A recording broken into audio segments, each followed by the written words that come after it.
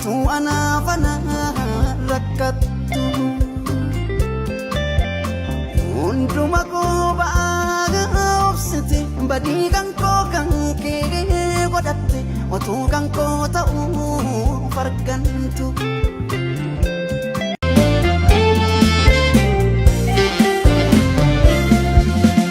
jaalalaaf dura koo gajjette beekaa akka wallaalatitti otuu anaaf rakkattu hunduma koo ba'aa obsite badii kan koo kan kee godhatte otuu kan koo ta'uu